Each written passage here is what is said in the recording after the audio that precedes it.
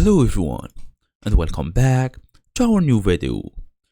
So losing money to currency conversion on Etsy. If your shop currency is basically different from your bank currency on Etsy, Etsy may charge a currency conversion fee. So in today's small tutorial, we're going to talk about how to manage currency conversion fees on Etsy. Fast and easy as usual. Let's get started. So first and first, we want to access Shop Manager. How are we going to do so? Easy, by opening our device, make sure we are fully connected to the internet. We're going to go and look for Etsy.com.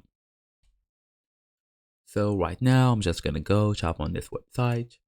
Then come here, log in using my email address and password to access this dashboard.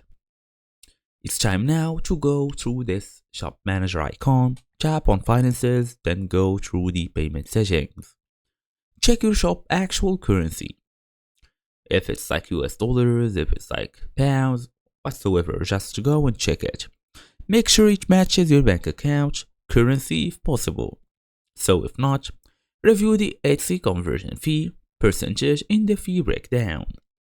To reduce fees, consider using a bank account in your shop currency or using a multi-currency account.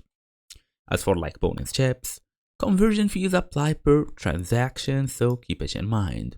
If you are doing the daily transaction, basically the conversion fee may be a little bit high.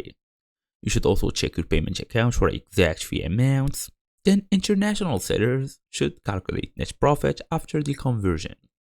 And that's the whole idea here, so thank you all for watching and I'll see you all in the next video.